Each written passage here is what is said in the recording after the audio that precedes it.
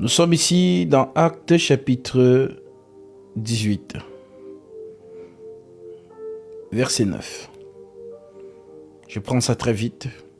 Le Seigneur dit à Paul en vision pendant la nuit, « Ne crains point, mais parle.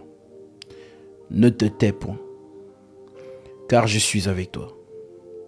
Et personne ne mettra la main sur toi pour te faire du mal. Parle, car j'ai un peuple nombreux dans cette ville. » La lumière parle. Donc vous ne pouvez pas dire que vous avez la lumière, mais vous êtes caché. Vous n'êtes pas la lumière. Vous pensez être, mais vous ne l'êtes pas. Parce que la lumière, lui, dans les ténèbres. Supposons que ceux qui sont là sont dans les ténèbres. Alors lorsqu'il y a le mensonge qui est annoncé, la lumière se lève pour éclairer, afin que ceux qui sont retenus dans les ténèbres puissent voir la lumière et sortir. Mais vous dites que vous êtes la lumière, mais vous vous cachez. Mais je ne comprends pas. Vous n'êtes pas crédible. Comment une lumière peut écrire dans les commentaires?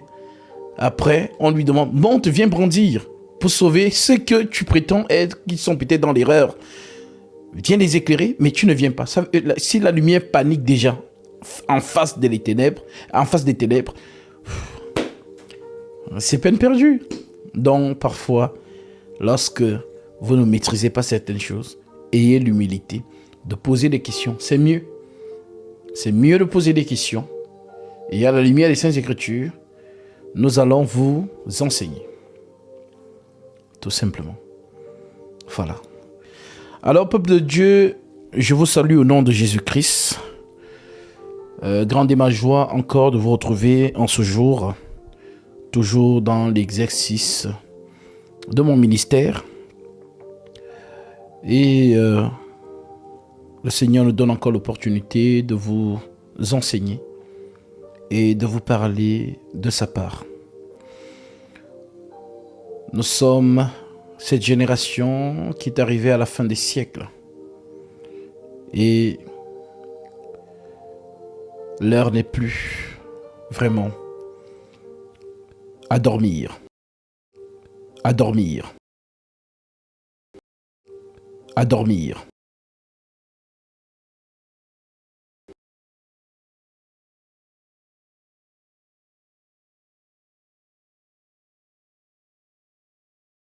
Lire cela.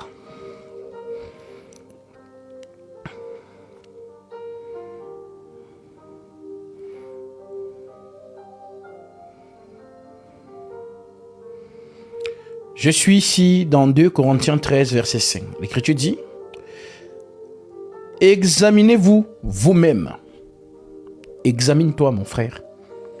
Examine-toi, ma sœur.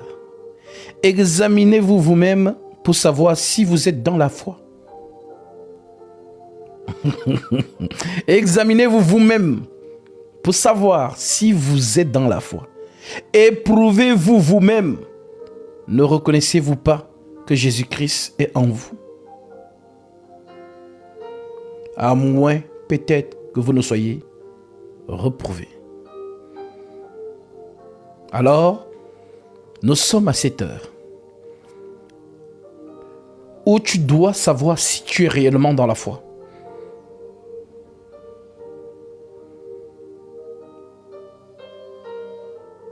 Mais il n'y a qu'une seule foi. Selon quelle écriture? Lisons.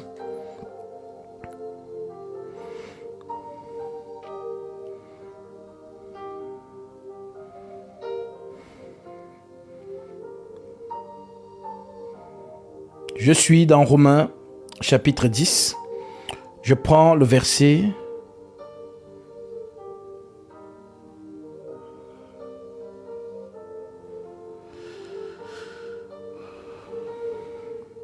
Nous prenons le verset 5. Que Dieu vous donne l'oreille de l'entendement pour tout ce qui sera dit. Comme je vous ai déjà dit, ce n'est pas l'homme qui enseigne, c'est le Saint-Esprit dans l'homme qui vous parle. Car il est écrit, c'est poussé par le Saint-Esprit que les hommes ont parlé de la part de Dieu.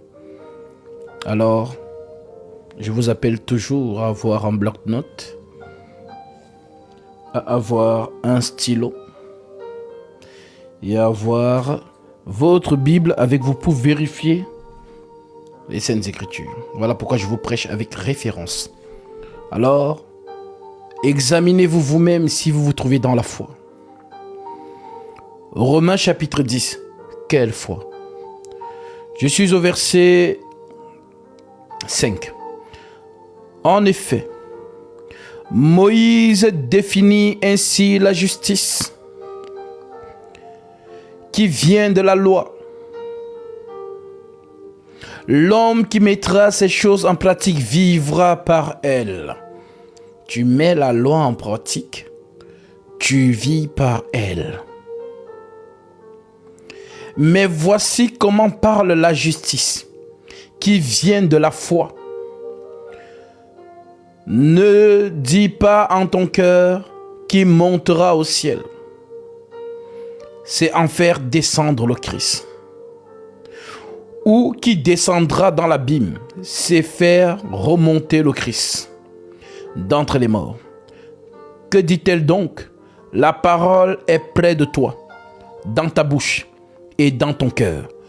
Or, c'est la parole de la foi que nous prêchons. Si tu confesses de ta bouche le Seigneur Jésus, et si tu crois dans ton cœur que Dieu l'a ressuscité des morts, tu seras sauvé. Maintenant, écoute bien. Car c'est en croyant du cœur qu'on parvient à la justice. Et c'est en confessant de la bouche qu'on parvient au salut. Selon ce que dit l'Écriture, quiconque croit en lui ne sera point confus.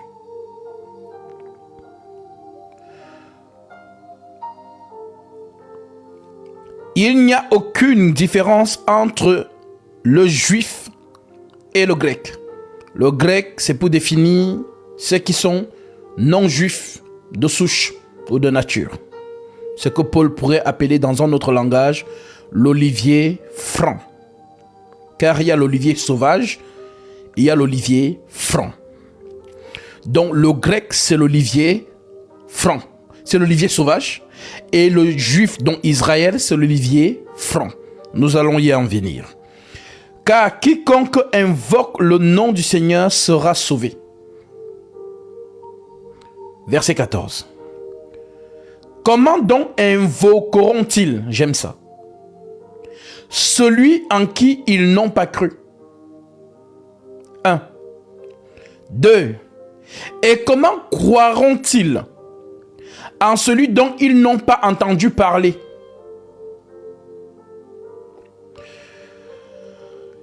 3. Comment entendront-ils parler s'il n'y a personne qui prêche? 4. Et comment y aura-t-il des prédicateurs s'ils ne sont pas envoyés?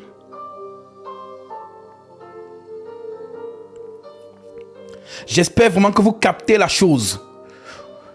5. Selon qu'il est écrit, qu'ils sont beaux les pieds de ceux qui annoncent la paix, de ceux qui annoncent de bonnes nouvelles. Mais tous n'ont pas obéi à la bonne nouvelle. Aussi Ésaïe dit-il, Seigneur, qui a cru à notre prédication? Ainsi la foi vient de ce qu'on entend. Et ce qu'on entend vient de la parole de Christ. Est-ce que tu as compris? Est-ce que tu as compris? La vraie foi est communiquée par l'envoyé du Christ. Ce n'est pas un homme qui envoie des gens.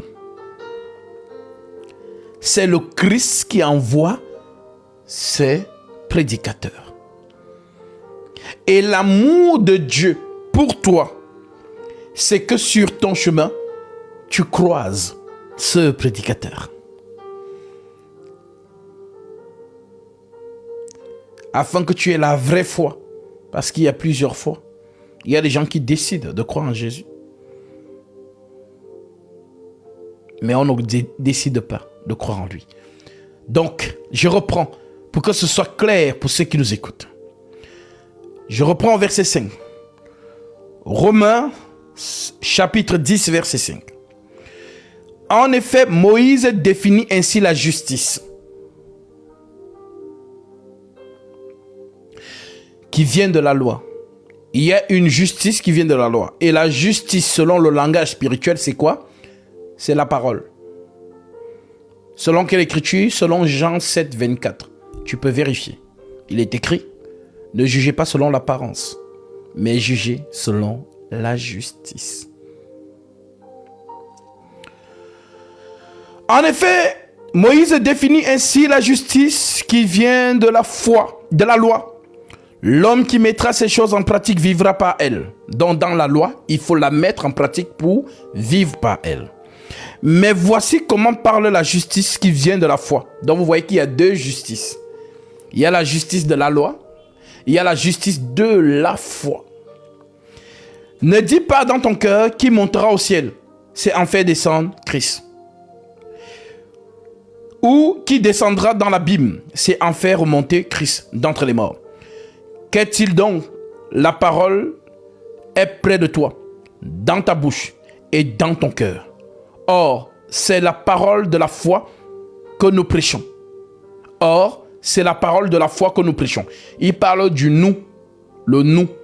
Le nous ici est mis pour 1 Jean 4, 6. Note cela et tu vérifies. 1 Jean 4, 6. Le nous est mis pour 1 Jean 4, 6.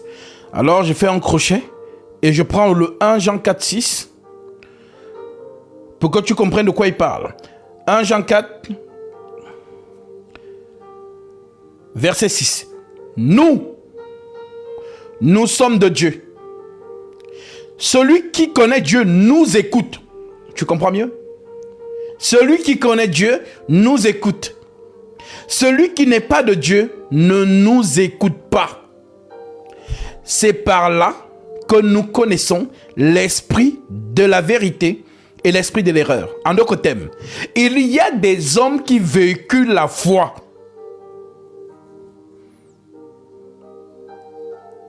En fait, la foi, c'est comme un homme qui a l'amour et qui se balade. Il regarde les jeunes femmes. Il regarde.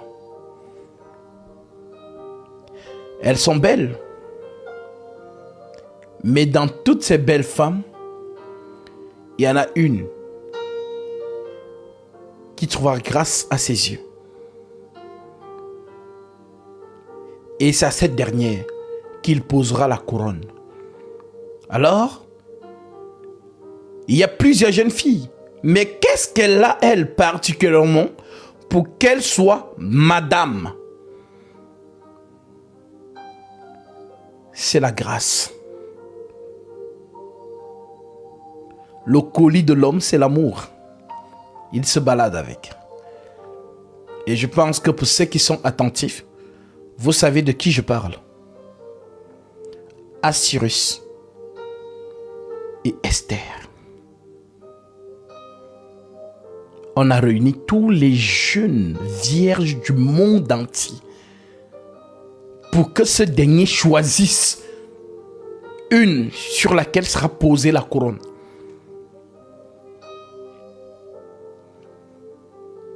Et cette couronne a été posée sur Hadassa, la reine Esther. Alors, nous, ce nous fait référence à Romains 10.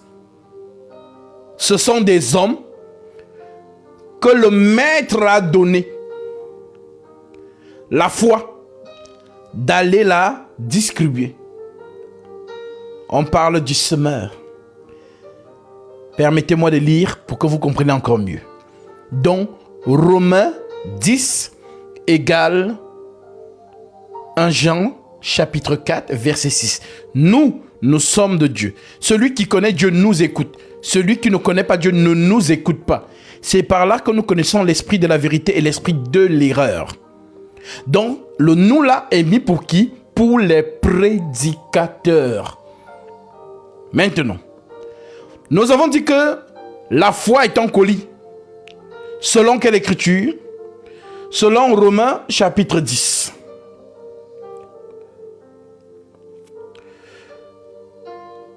Au verset 5.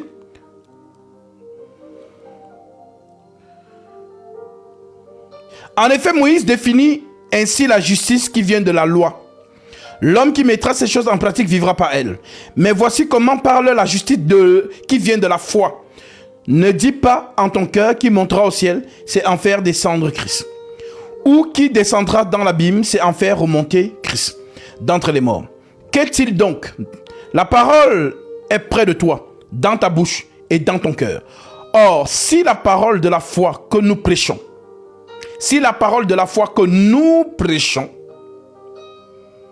alléluia, si tu confesses de ta bouche le Seigneur Jésus, et si tu crois en ton cœur que Dieu l'a ressuscité des morts, tu seras sauvé. Car c'est en croyant du cœur qu'on parvient à la justice. Et c'est en confessant de sa bouche qu'on parvient au salut.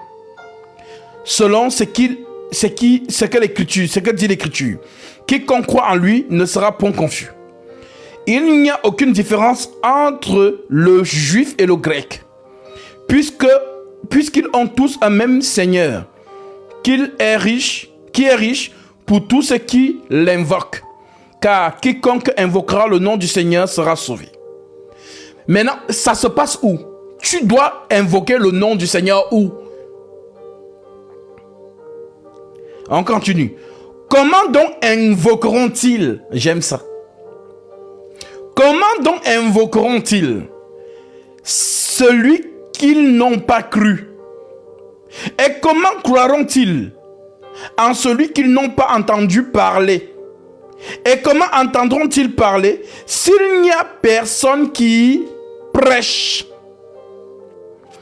Et comment y aura-t-il des prédicateurs s'ils ne sont pas envoyés? Selon qu'il est écrit, par exemple, voici un envoyé, qu'ils sont beaux les pieds de ceux qui annoncent la paix, de ceux qui annoncent de bonnes nouvelles. Mais tous n'ont pas obéi à la bonne nouvelle.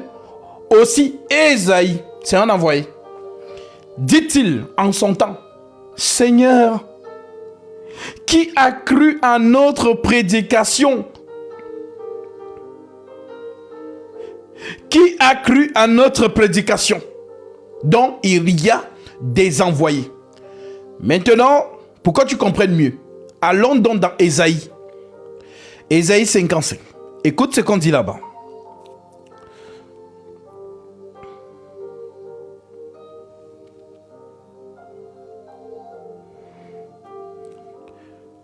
L'Écriture dit: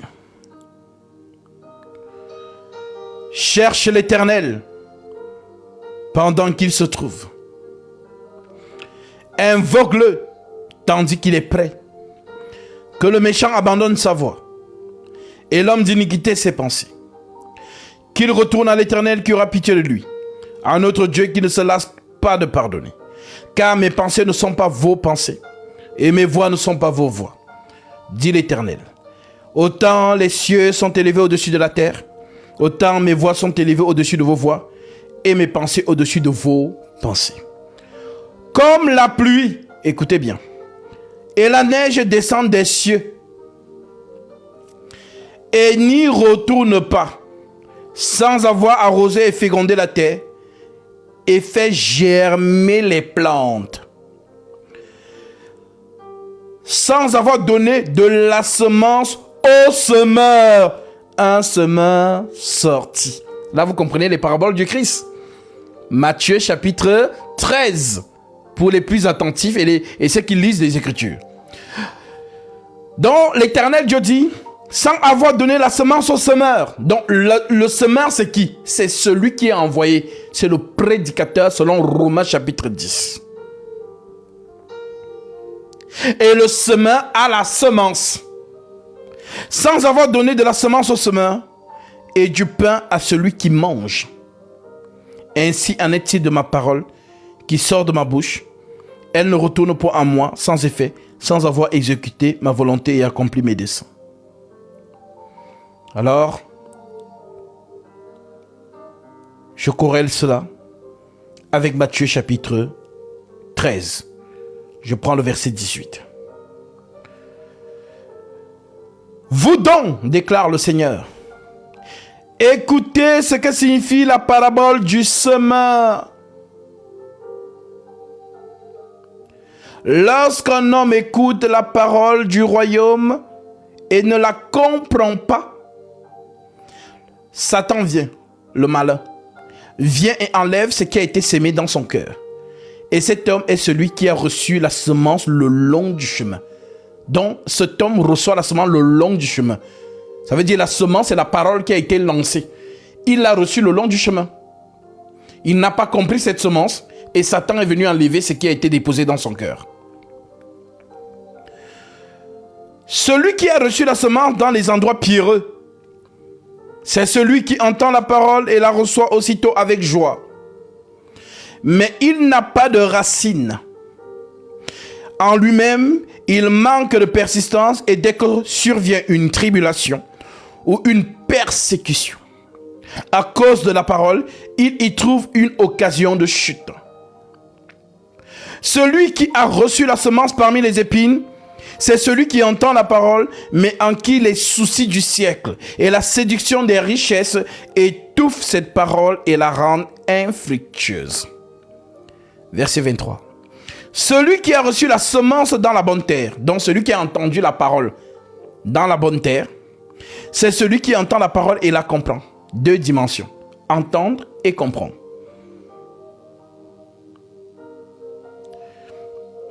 Celui qui a reçu la semence dans la bonne terre, c'est celui qui entend la parole et la comprend.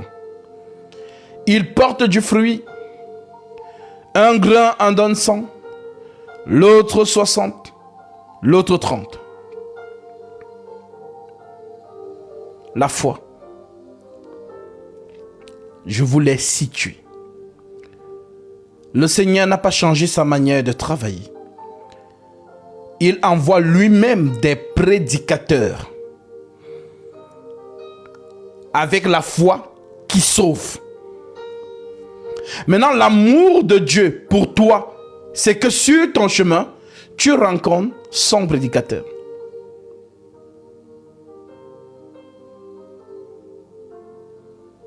Alors, je te pose la question ce soir. Est-ce que tu as la vraie foi? Car elle ne se décide pas. On ne décide pas de l'avoir.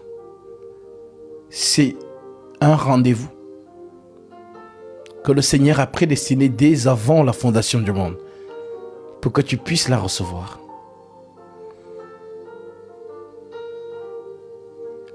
La foi qui vient du Christ, c'est elle qui sauve. Alors je suis peiné de voir le monde entier dans la confusion par des ouvriers. Autant Christ envoie des prédicateurs, autant Satan envoie aussi des prédicateurs. C'est la guerre entre la lumière et le mensonge. L'apôtre Paul résume cela. Dans 2 Corinthiens chapitre 12, 2 Corinthiens 11, 12, l'apôtre Paul dit, concernant ce combat, « Et toi tu es au milieu, mais j'agis et j'agirai de la sorte, pour ôter ce prétexte à ceux qui cherchent un prétexte, afin qu'ils soient trouvés tels que nous dans les choses dont ils se glorifient. » Les faux prédicateurs. Ces hommes-là, ce sont des faux apôtres, des ouvriers trompeurs, déguisés en apôtres de Christ. Et cela n'est pas étonnant puisque Satan lui-même se déguise en ange de lumière. Voyez-vous?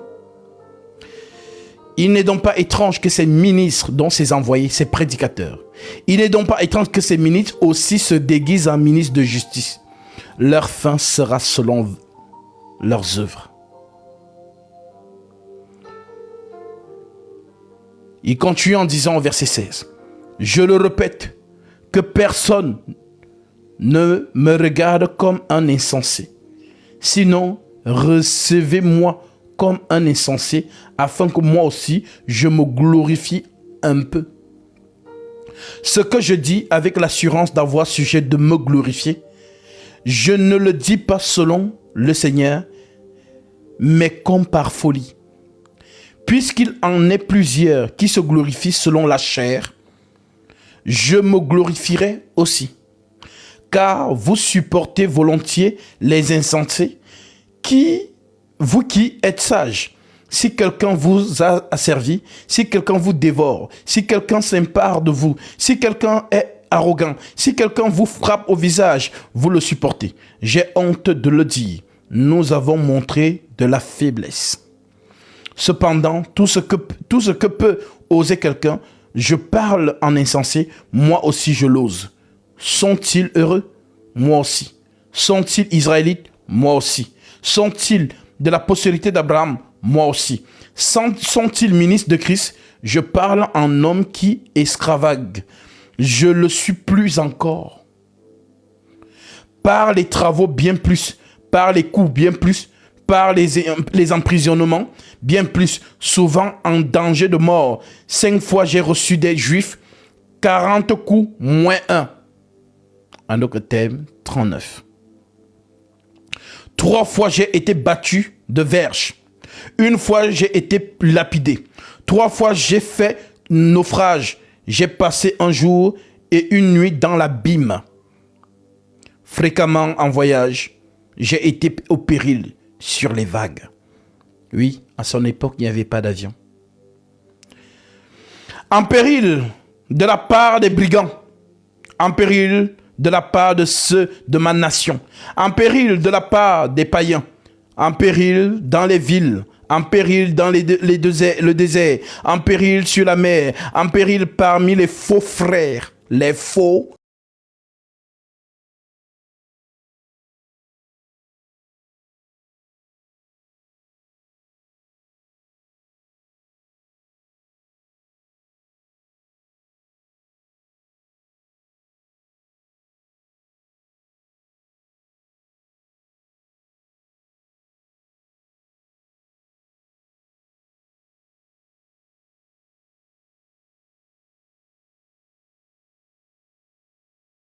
Qui vient à tomber, que je ne tombe, que je ne brûle.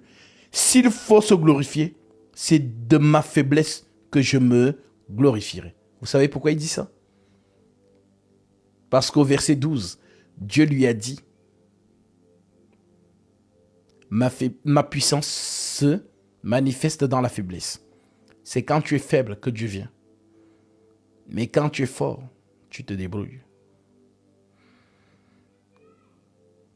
Dieu lui a dit ça.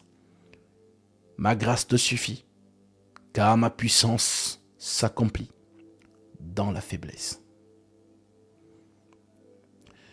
Dieu, qui est le Père du Seigneur Jésus, et qui est béni éternellement, sait que je ne manque pas. À Damas, le gouverneur du roi Eratas faisait garder la ville des Damasiens pour se saisir de moi. Mais on me descendit par une fenêtre dans une corbeille, le long de la muraille, et je échappais à leurs mains. Maintenant, le récit du verset du chapitre 12, vous le connaissez. Mais je vais prendre directement le verset qui nous intéresse. Verset 7. Si je me glorifie, je ne serai pas un insensé, car je dirai la vérité, mais je m'en abstiens afin que personne n'ait à mon sujet une opinion supérieure à ce qu'il voit ou il entend de moi. Et ce qu'il entend de moi. Et pour que je ne sois pas enflé d'orgueil à cause de l'excellence de ces révélations, il m'a été mis une écharde dans la chair, un ange de Satan pour me souffleter et m'empêcher de m'enorgueillir. 3 fois j'ai prié le Seigneur de l'éloigner de moi. Et il m'a dit, ma grâce te suffit. Car ma puissance s'accomplit dans la faiblesse. Dit Dieu. Ma grâce te suffit. En d'autres termes, l'apôtre Paul essaie de chasser un démon. Mais il ne bouge pas, puisque c'est un soldat que Dieu a mis là, pour lui. Et il dit à Dieu, il ne comprend pas. Et Dieu lui répond. Et il me dit, 3 fois j'ai prié le Seigneur de l'éloigner de moi. Et il m'a dit, ma grâce te suffit. Car ma puissance s'accomplit dans la faiblesse. Je me glorifierai donc bien plus volontiers de mes faiblesses, afin que la puissance de Christ repose sur moi. C'est pourquoi je me plais dans les faiblesses, dans les outrages, dans les calamités, dans les persécutions, dans les détresses, pour Christ, car quand je suis faible, c'est alors que je suis fort.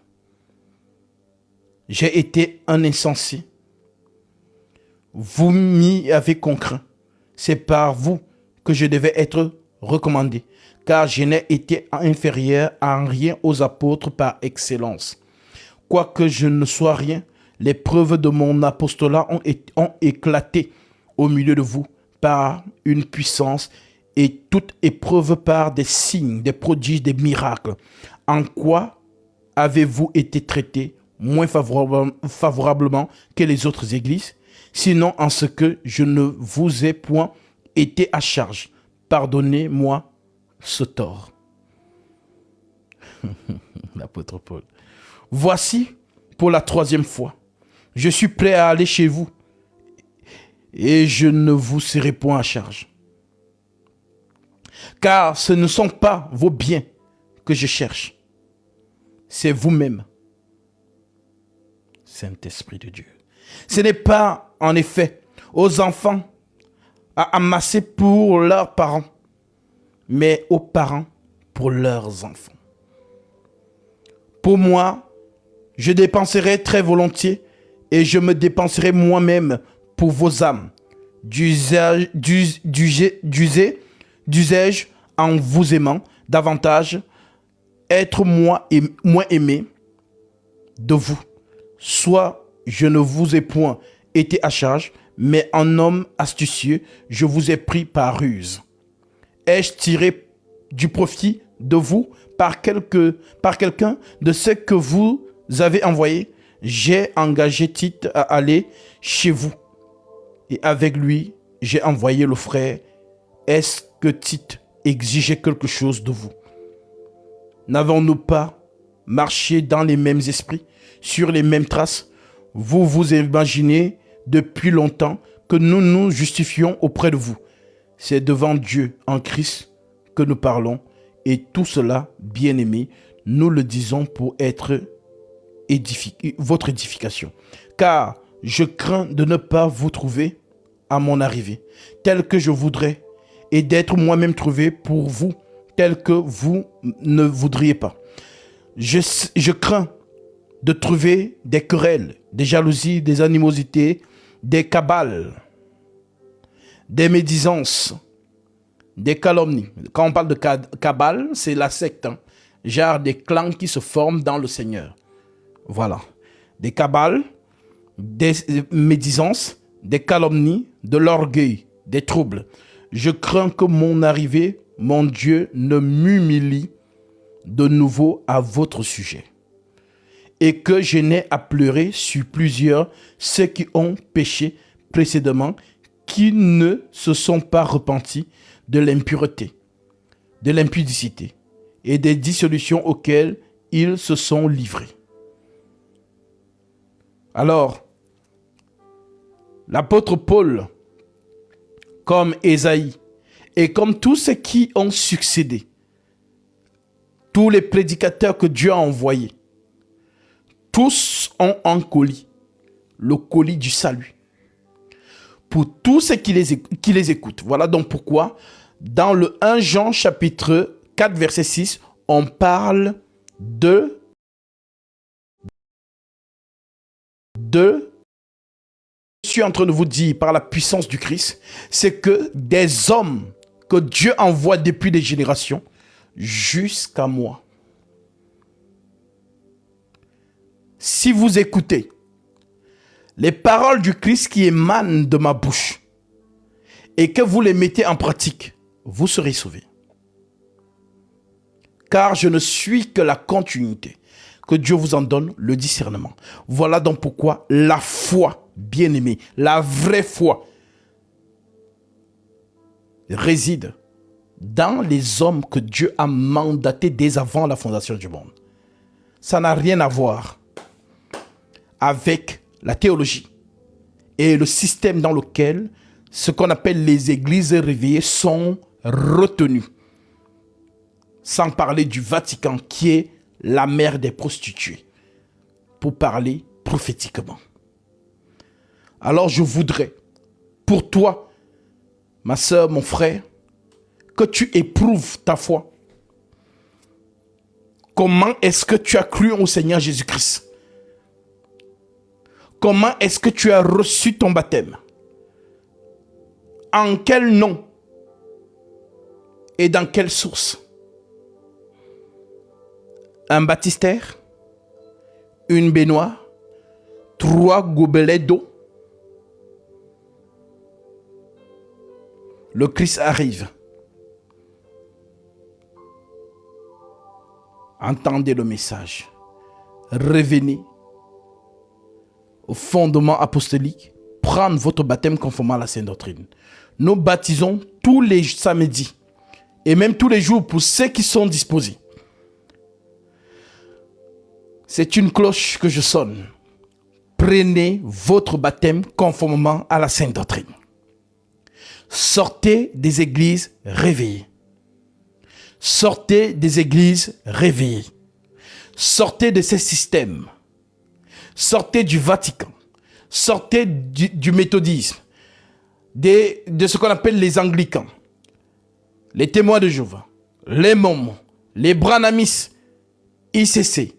Compassion, Bethel, toutes ces choses. Vous qui êtes dedans ou qui avez des membres de famille encore dedans, je vous en prie au nom de Jésus-Christ, si vous les aimez vraiment, arrachez-les du feu. Je commence par ces points doctrinaux. La foi. La foi.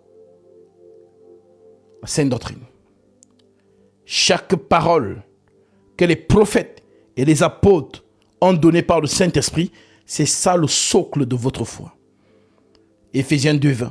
Vous avez été édifiés sur le fondement des apôtres et des prophètes, Jésus-Christ lui-même étant la pierre angulaire. Alors je vous en prie, peuple de Dieu, entendez la parole de Dieu. Sortez du système des églises réveillées. Le kimbanguisme, oui ma sœur, le kimbanguisme n'est pas du Seigneur. Le kimbanguisme n'est pas du Seigneur. Et Kimbangu n'est pas un prophète de Dieu.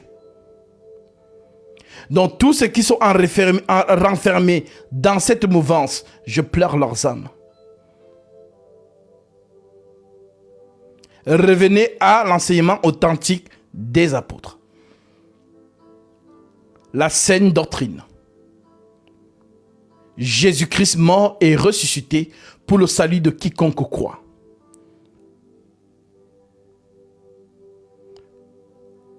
Voilà l'exhortation par la foi que le Seigneur vous permet d'entendre encore aujourd'hui par son serviteur que je suis.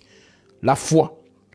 Nous avons cité Romains chapitre 10, corrélé à Ésaïe chapitre 55 à partir du verset 6 en descendant, corrélé à 1 Jean chapitre 4 verset 6, à Matthieu chapitre 13 du verset 18 au verset 23. Revenez à la saine doctrine authentique des apôtres. Vous ne direz pas que vous n'avez pas entendu parler. Vu que vous suivez des hommes, ce sont ces mêmes hommes qui vont vous accueillir à la perdition. Et comme je l'ai toujours dit, il y aura une bagarre générale dans la GN. Car les uns vont remettre la faute sur les autres. Mais vous serez tous coupables. Car la prophétie court. Si un aveugle suit un autre aveugle, les deux tomberont dans la fosse. Donc l'aveugle que tu as suivi, tu lui as fait confiance.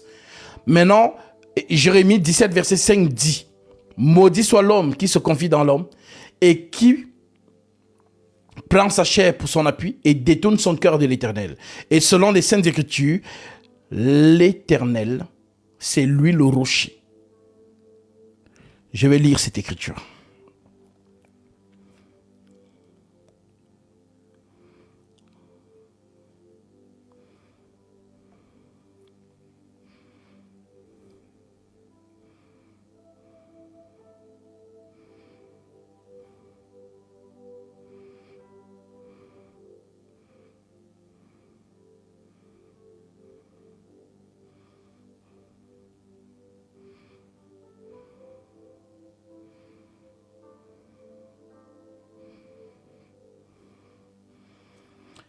Ésaïe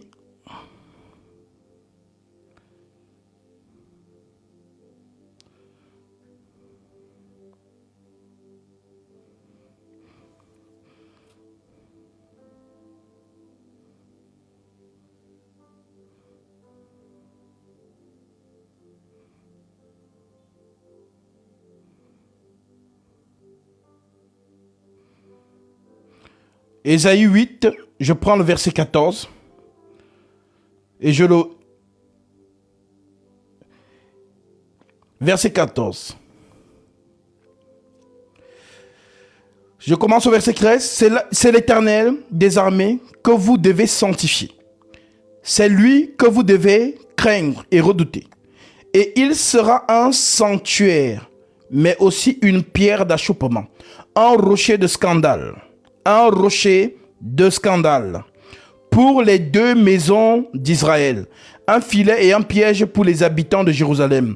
Plusieurs trébucheront, ils tomberont et se briseront. Ils seront enlacés et pris, enveloppés. Cet orage, scellé, cette révélation parmi mes disciples. J'espère en l'Éternel qui cache sa face à la maison de Jacob. Je place en lui ma confiance.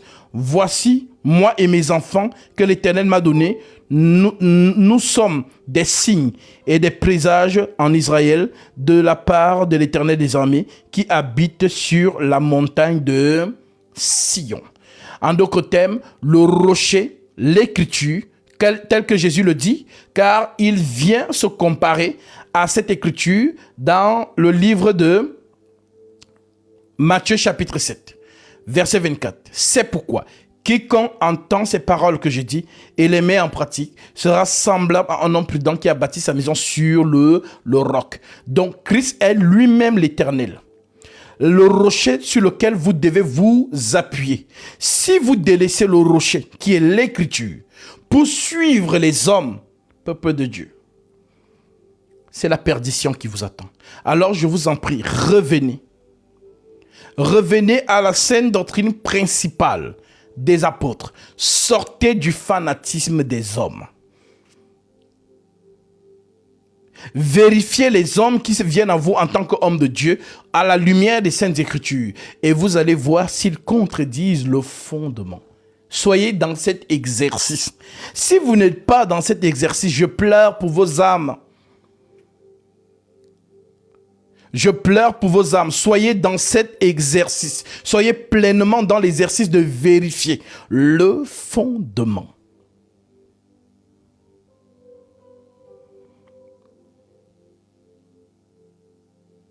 Le fanatisme ne vous sauvera pas. Ce qui nous permet d'acclamer une révélation, c'est parce qu'elle embrasse la doctrine. Nous parlons en 4 dimensions. Révélation, connaissance, prophétie et doctrine. Ce que je suis en train de faire là, c'est la doctrine. L'élément fondamental sur lequel nous sommes posés avant même de parler de la statue parfaite de Christ. La doctrine. Et je vais vous citer ces éléments. Hébreux chapitre 6.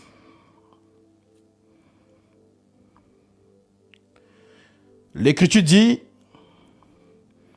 Au verset 1, c'est pourquoi, laissant les éléments de la parole de Christ, laissant les éléments de la parole de Christ, tendons à ce qui est parfait. Il y a les éléments, il y a ce qui est parfait. Tendons à ce qui est parfait, sans poser de nouveau. Il n'y a pas de nouveau fondement. Sans poser de nouveau le fondement du renoncement aux œuvres mortes. De la foi en Dieu. Vous voyez que ça revient. De la doctrine des baptêmes. De la doctrine des baptêmes, c'est un fondement. Du jugement éternel, la justice éternelle. Car il est impossible que ceux qui ont été une fois éclairés, qui ont goûté le don céleste, qui ont eu part au Saint-Esprit, qui ont goûté la bonne parole de Dieu et la puissance du siècle à venir dans le royaume céleste, et qui sont tombés, soient encore renouvelés et amenés à la repentance, puisqu'ils crucifient pour leur part le Fils de Dieu et l'exposent à l'ignominie.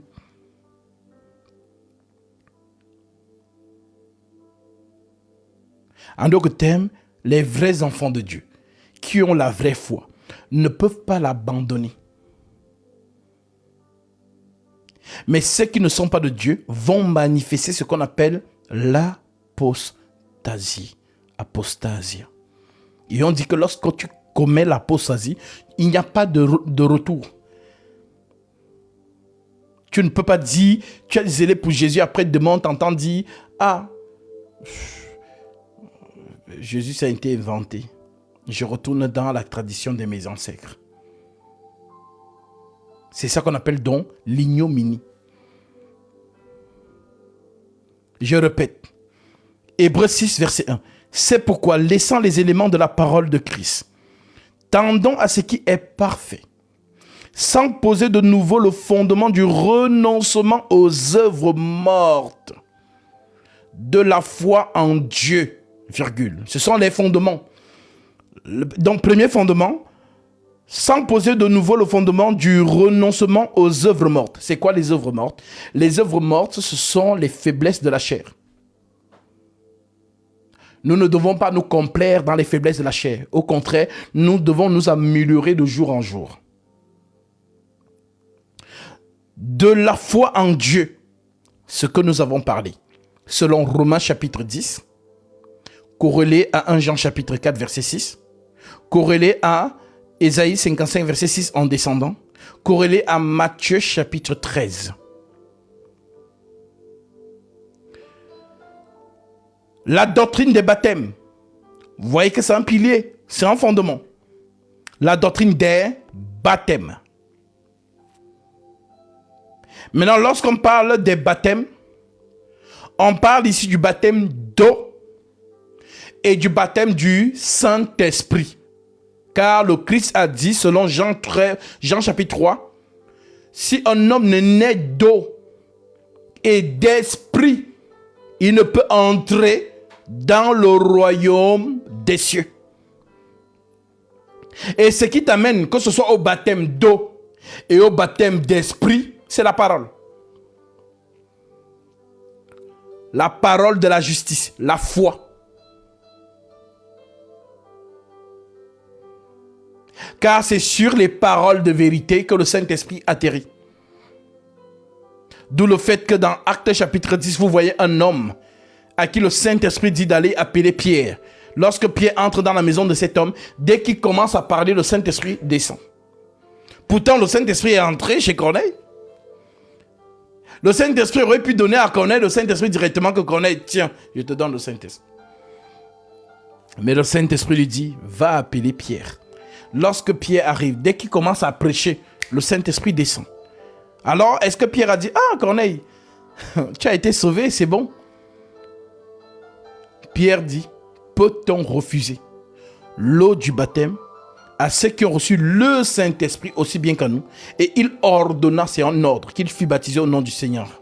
Voilà donc pourquoi Corneille est baptisé du Saint-Esprit et Pierre le baptise d'eau pour accomplir Jean 3. Si un homme ne naît d'eau et d'esprit, parce qu'il y a des gens qui vous troublent aujourd'hui, qui vous disent que le baptême n'est pas important.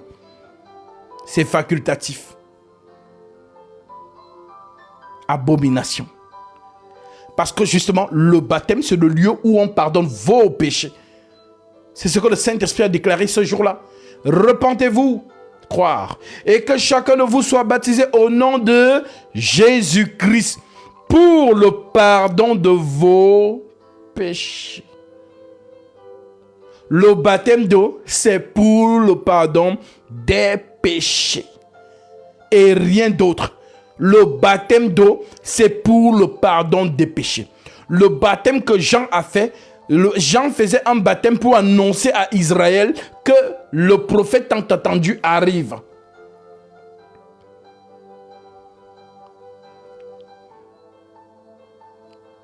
Donc ces trois éléments doivent s'accomplir en vous. C'est un fondement. Voilà pourquoi nous retrouvons cela ici. À la doctrine des baptêmes. À l'imposition des mains. Dans l'imposition des mains, c'est quoi? C'est recommander un frère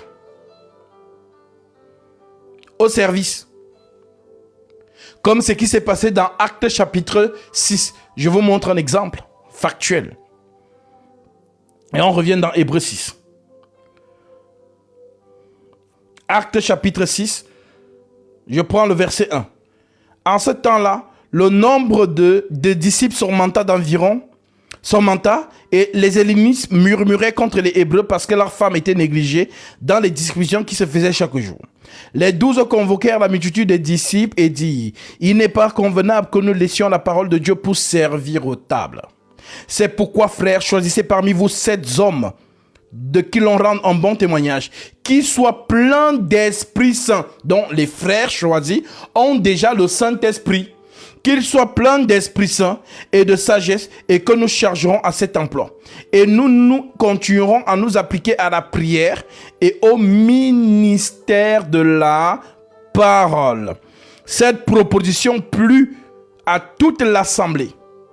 Ils élurent Étienne, homme plein de foi et d'Esprit Saint. D'Esprit Saint. D'Esprit Saint.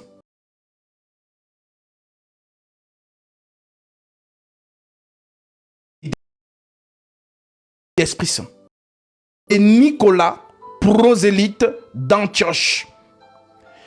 Ils les présentèrent aux apôtres qui, après avoir prié, leur imposèrent les mains. C'est une doctrine. L'imposition des mains, vous retrouvez ça dans les piliers de la sainte doctrine. Maintenant que vous savez, nous retournons dans Hébreux 6. C'est pourquoi, laissant les éléments de la parole de Christ, tendons à ce qui est parfait. Donc le parfait, c'est monter donc dans ce qu'on appelle la nourriture solide, la révélation. Tendons à ce qui est parfait sans poser de nouveaux fondements. Du renoncement aux œuvres mortes de la chair, ça on a compris, ce sont les péchés qui ne mènent pas à la mort. Parce que vous devez être bien assis. Je vous parle vraiment comme à des nouveau-nés. Dans l'église de Jésus, on ne parle plus du péché qui mène à la mort. Dans l'église de Jésus, on parle du péché qui ne mène point à la mort. C'est une différence. Il y a le péché qui mène à la mort. Le péché qui mène à la mort, c'est ceux qui ne confessent pas Christ comme étant le seul vrai Dieu Tout-Puissant. Mort pour eux. Donc, ce sont des gens du dehors. Ils ne sont pas dans l'édifice spirituel de Jésus. Ce sont des gens du dehors. Voilà donc pourquoi, tant qu'ils ne sont pas entrés en Jésus, la condamnation est sur eux. Voilà pourquoi il est écrit: il n'y a plus de condamnation pour ceux qui sont en Jésus-Christ. Romains chapitre 8. Alors, dans ceux qui sont donc en Jésus, on ne parle plus du péché qui mène à la mort. En Jésus, on parle du péché qui ne mène pas à la mort. Alors, c'est quoi le péché qui ne mène pas à la mort? L'impudicité. Le vol. La colère. toutes ces choses sont les faiblesses qui sont encore dans le corps des saints. Alors, on me dira, mais Gatsby, comment ça? Alors, je dirais tout simplement une écriture.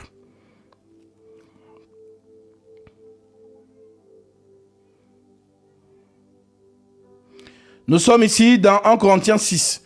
Je prends à partir du verset 9. Prenons même à partir du verset 8 pour la meilleure compréhension de ceux qui nous écoutent. Mais c'est vous qui commettez l'injustice et qui dépouillez. Et c'est envers des frères que vous agissez de la sorte. Ne vous y trompez pas. Ne savez-vous pas que les injustes n'hériteront pas du royaume de Dieu? Ne vous y trompez pas. Ni les impudiques, dans l'impudicité. Donc les gens qui vous disent souvent, oh, si tu te masturbes, tu iras en enfer. C'est Satan qui prêche comme ça. C'est Satan qui prêche comme ça. Parce que la jeune ou le jeune homme qui est dans cette addiction, lorsqu'il entend ce genre de prédication, c'est foutu pour lui. Il est découragé. Il dit, j'ai essayé d'arrêter. J'ai tout fait. Mais je chasse, ça revient au galop. Alors, mon sort, c'est l'enfer. Ça, c'est Satan qui prêche comme ça. Donc, on vous dit donc ici, ne savez-vous pas que les injustes n'hériteront point du royaume de Dieu? Ne vous y trompez pas. Ni les impudiques, l'impudicité, ni les impudiques, ni les idolâtres, ni les adultères, ni les efféminés, ni les infâmes, ni les voleurs, ni les cupides, ni les ivrognes, ni les outrageux, ni les ravisseurs n'hériteront le royaume de Dieu. Je continue. N'hériteront du royaume de Dieu. Et c'est là, au verset 11, ce que vous étiez. L'apôtre Paul conjugue au passé. Vous ne l'êtes plus. C'est là ce que vous étiez. Quelques-uns de vous. Mais vous avez été lavés. Lavés par quoi? Mais vous avez été sanctifiés. Sanctifiés par quoi?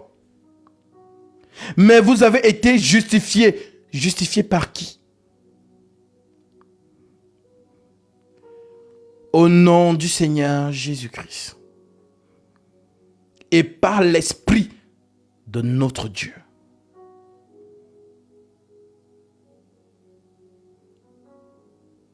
Alors, si quelqu'un vient encore te menacer, parce que c'est Satan qui fait ça, je vais vous expliquer quelque chose.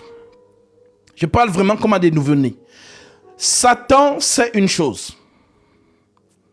Que l'homme ne peut pas dompter la faiblesse. Pourquoi? Parce qu'il est constitué de chair. Et la chair ne peut pas dompter la faiblesse. Je vous donne l'écriture.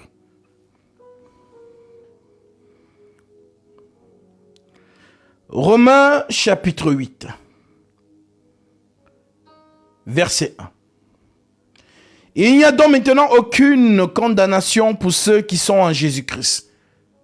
Si vraiment tu es en Jésus-Christ, il n'y a plus de condamnation.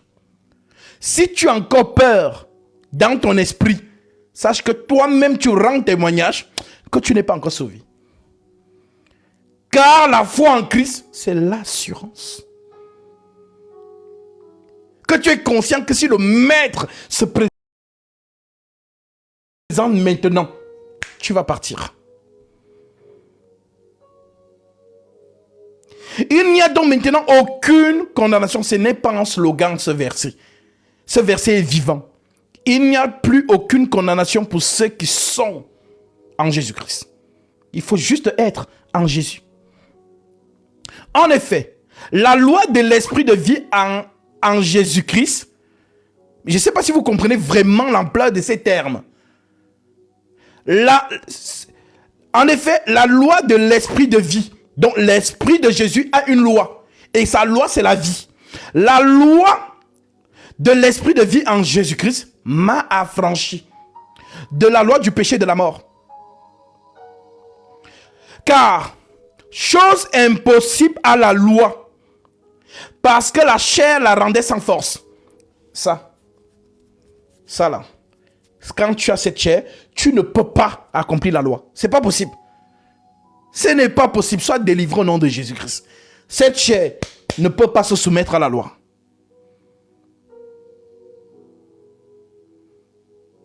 D'où le fait que Dieu a mis, parce que quand il met quelque chose, il met aussi une porte de sortie. Et la porte de sortie pour les enfants d'Israël, c'était les sacrifices. Tu fais quelque chose qui n'est pas bien, tu prends ton animal. Tu vas voir le souvent sacrificateur. Ah, vraiment, j'ai transgressé la loi, vraiment. Le souvent sacrificateur, qu'est-ce qu'il faisait? Il prend ta tête, il pose sa main dessus, il pose la main sur l'animal, il transfère ton péché sur l'animal. Il prend l'animal et va faire l'expiation pour toi. L'animal n'a rien fait. Un animal innocent. Toi, tu as péché. L'animal meurt à ta place. Si là, vous ne voyez pas les mouvements prophétiques de Jésus-Christ, car ces choses annonçaient le sacrifice ultime. Voilà donc pourquoi Dieu sait que l'homme, par cette chair, ne peut pas accomplir la loi. Et c'est là donc que vous comprendrez pourquoi Dieu a sorti la femme de son lieu de sécurité. Adam seul dans le jardin, le serpent n'est pas venu. Pourquoi? Parce qu'il n'y avait pas de loi. Lorsque la loi a été donnée, le serpent est venu. Parce que le serpent et la loi sont liés. Pourquoi? Là, il y a la loi. Il y a toujours une curiosité. Interdisez à votre femme ou à votre enfant. Oh chérie, tu peux, voilà la maison, c'est pour toi et tout. Mais tu vois la penderie là. N'ouvre jamais ça. La femme va dire, ok chérie, c'est bon. Mais à chaque fois qu'elle va balayer la maison, quand elle arrive au niveau de cette banderie là, elle va s'arrêter. Mais pourquoi il me demande de ne pas ouvrir cette banderie? Il y a quelque chose sûrement. Alors là, qu'est-ce qui se passe? Satan vient. Il sait que si tu ouvres cette banderie, tu connaîtras ses secrets. Et qu'est-ce qu'elle va commencer à faire ces derniers? S'il y a une petite fissure, elle va guetter. Jusqu'au jour où ça va la démanger, elle va ouvrir. Voilà pourquoi ça se passe dans les sociétés. Hein, où vous allez voir les jeunes filles qui deviennent folles. Elles commencent à marcher court, nues. Pourquoi? Parce qu'elle était avec un homme qui était dans les loges. Et ils ont toujours leur truc caché. Dès que tu découvres ça, c'est la folie. Parce que tu étais censé voir ce que tu ne devais pas voir. Alors, je vais vous expliquer tout ce que je dis là. Avec les Écritures, c'est écrit. Donc, par la chair, on ne peut pas accomplir la loi. Ce n'est pas possible.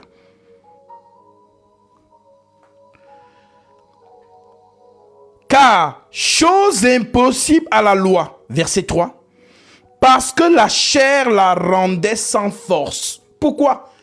Dieu a condamné le péché dans la chair. La chair que tu portes là. Dieu a condamné le péché dedans. Voilà pourquoi tu es toujours attiré par la puissance de la chair. Ces désirs sont contraires à ceux de l'esprit, disent les Écritures. Les désirs de la chair sont contraires à ceux de l'esprit. Vivez par l'esprit et vous ferez mourir les désirs de la chair. Maintenant, l'esprit, c'est quoi? L'esprit, c'est l'écriture.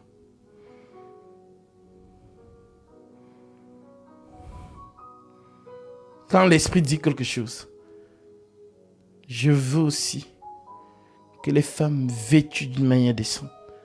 Tac, l'esprit a parlé. Maintenant, la chair te dit quoi? Non. Si être en Jésus, c'est ça. Les gens comme les brésiliennes, elles m'ont coûté 600 €. J'ai encore mes choses que... Pourquoi? Parce que la chair, elle sait déjà qu'elle est morte. Donc le sang, la chair et le sang n'hériteront pas du royaume des cieux. Donc tout ce que confesse l'Écriture énerve la chair. En réalité, ce n'est pas vous. C'est la chair. Alors tu es dedans. Maintenant tu fais comment? Je suis l'esprit, l'Écriture, où je satisfais ma chair. Par cet enseignement, vous allez comprendre que dans ces choses, il n'y a qu'une seule personne qui dépouille, Jésus-Christ.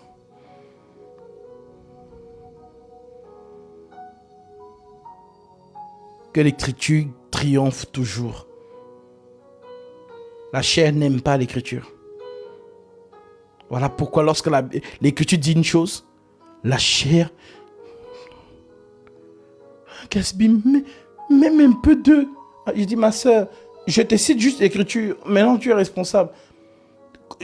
Moi aussi, je n'échappe pas à la règle. Voilà. Donc, que Dieu nous aide. L'Écriture. Si on met l'Écriture en pratique, forcément, on a tué la chair. Vivez par l'Esprit. Et vous ferez mourir les désirs de la chair. Donc, la seule manière de faire mourir la chair, c'est d'appliquer l'Écriture. Ça là, que Dieu nous fasse grâce. Car la capacité vient de lui. Voilà pourquoi dans ces choses, il n'y a pas d'hypocrisie. Tu vas voir, Jésus t'aime, alléluia, amen. Mais quand l'Écriture dit, je ne permets pas à la femme d'enseigner, c'est l'Écriture. C'est une fondation, c'est le fondement. Quoi? La femme n'enseigne pas? Oh, vraiment? Oh, vraiment? Si Jésus reste seulement avec les hommes, parce que nous les femmes, on ne sert à rien. Alors, il y a les serpents qui viennent donc vous dire, les femmes n'étaient pas dans la chambre haute pour préparer la nourriture. Les femmes n'étaient pas dans la chambre haute pour servir le café. Les femmes n'étaient pas dans la chambre haute. Donc le serpent vous montre que, regardez, les femmes, on vous minimise. Et quand vous écoutez ça, vraiment, c'est qu'elle dit, donc oui, pasteur, tu as raison, amen. Ça existe. Vous connaissez la personne qui a dit ça. Je vais mettre. Oui, je vais mettre. Pour que vous sachiez de quoi on parle.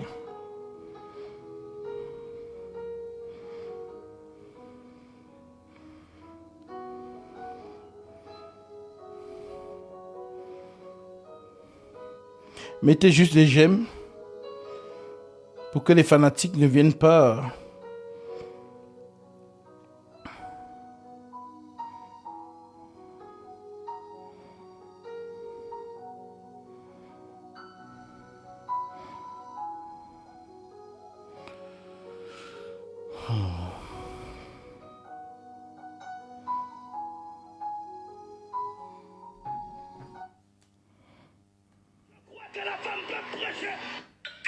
Je crois au ministère de la femme. Je crois que la femme peut prêcher. Je crois que la femme peut enseigner. Je crois que la femme peut prêcher la parole. Le feu est sur tout le monde. Donne-moi un amen. Hey! Les femmes n'étaient pas dans la chambre haute pour cuisiner. Les femmes n'étaient pas dans la chambre haute pour préparer. Les femmes n'étaient pas dans la chambre haute pour donner le café. Donne-moi la main. Materiaba. Chida de boya.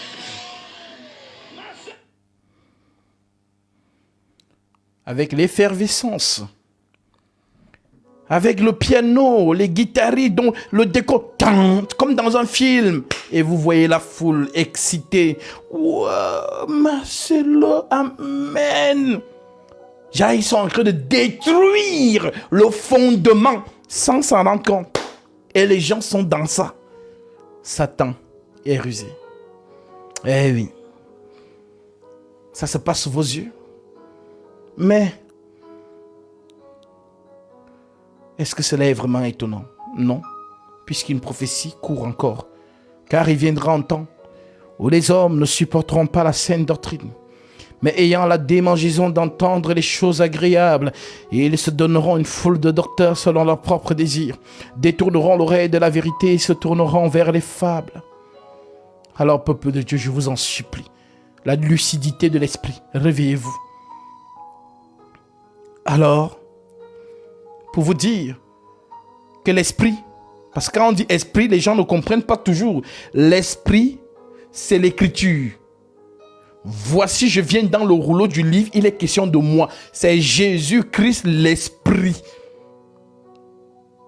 Donc cet esprit, c'est ça l'écriture. De lui-même, on rend témoignage de lui en disant, tu as aimé la justice, tu as haï l'iniquité.